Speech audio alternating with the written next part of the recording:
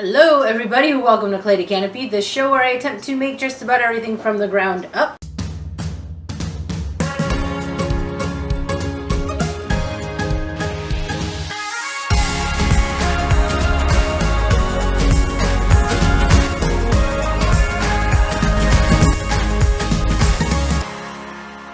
I am in the middle of working on a table for the first environment, and I thought it was about time we discussed solid wood versus plywood, because I use a lot of solid wood and plywood throughout my videos, and it's not something that I've really mentioned and talked about before. Even if you're not like building anything and you just want to go and buy some furniture, you really should be able to tell the difference between solid wood and plywood. Make sure you know that you're getting what you're paying for. So I'm just going to go over some basics of what solid wood is versus what plywood is, what it's made of, reasons why you might use one over the other, and then I'm going to talk a little bit about how to go about identifying it. Alright, first up, solid wood. Now, what is solid wood? Solid wood is exactly what it sounds like. The foresters chop down the trees, and it goes through a milling process. They'll shave the bark and then they will start slicing, and whatever those slices end up become your lumber. Depending on the age of the tree will depend on how large the pieces of lumber that they will get out of them. You can find 12-inch wide pieces, but those get pricey. So what people have to do if you're trying to build a piece that is solid, they will glue up pieces of lumber side by side, and you'll be able to see those laminations running through, say, a solid tabletop. Even though this is a crappy piece of plywood, but you can see this. If this was a fine piece of furniture, these would all be butted up nicely next to each other and glued up nicely into a tabletop, but you'd be able to see all that streaking running through. So just because they're telling you a solid wood item does not mean solid wood, one chunk of wood. Plywood is the other option. It comes in all different types. They're different substrates, but it is thin pieces of veneer. It is a thin, paper-thin piece of wood that has been sliced off of the tree, and they will glue it into some other kind of thing, whether it is sometimes layers of itself, so you can get a bunch of layers of thin layers of sheets of wood. They will say it's a solid wood plywood, which means that the layers that are on the inside are solid wood. Now, the way they make plywood is they take those thin sheets and they glue them up across, and they keep gluing it until they get a solid sheet. Another option is they might use a substrate of MDF, which is this stuff here. MDF is, seriously, no joke, a bunch of shredded up cardboard that they put a whole crap ton of glue in, and they mix up in a big vat, and then they compress it really tight, and it becomes MDF, medium density fiberboard. That sometimes they will use as a substrate inside the plywood. The downfall to that is it's seriously cardboard. So if it gets wet, it's going to be really prone to, bubbling.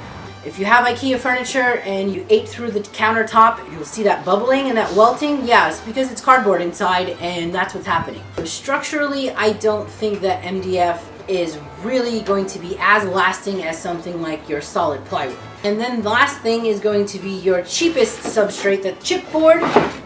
This is chipboard. This is a melamine piece. Is basically the crap left over, right? They take all of the sawdust in the sawmill that was left over, they mix it up with some epoxy, they smack it into place. It's kind of similar to the way that they make MDF, and then they throw something over it, whatever that's going to be. It's going to be the weakest, almost falling apart kind of deal. I do keep this stuff around, and I have a big sheet of this that I screw the Christmas tree stand to.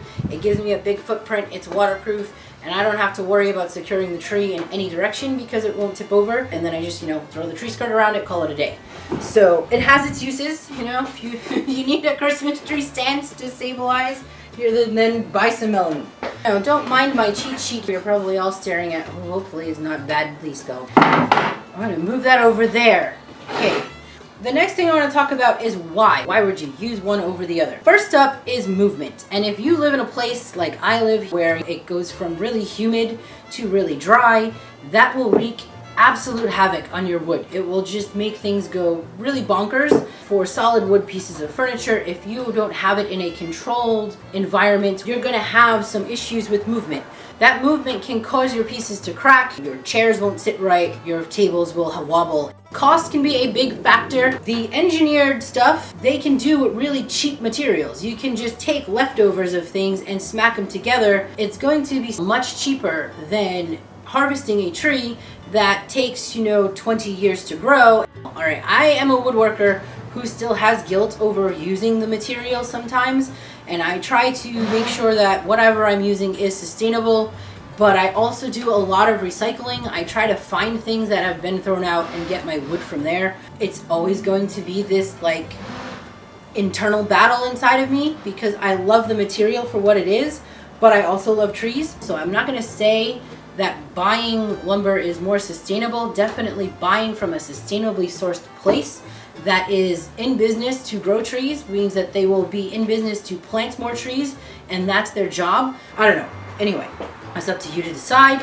I am not judging. You figure out where you fall on that line. When you harvest wood from a tree, it's going to have its own special characteristics. A tree is a living thing. It's been through something, and every season that things happen to it, it changes its structure, and it will change what the grain looks like. No two pieces of lumber are going to be the same. If you like the idea of having these little defects or these characteristics, then solid wood might be your way to go. If you want something seamless and you want something that's going to have this look of, everything's perfect, that's your plywood. My furniture movement wouldn't be a problem as long as I could regulate my heat. And if that was the case, anything out of solid wood is probably going to be more heirloom quality, last a lifetime and generations that you can pass it down to. The last thing I want to talk about is how to identify whether your piece of furniture is solid wood or if it is made out of plywood. What are you doing? Plywood has a certain thickness. It's just standard. They're either 3/4 inch, 1/2 inch, or 1/4 inch. You can usually tell by the thickness of the thing. That's not always the case. There are some tricks that you can do where you can double different edges and make the plywood look a little thicker. In fact, as I'm making the table, that's one of the tricks I'm going to be using.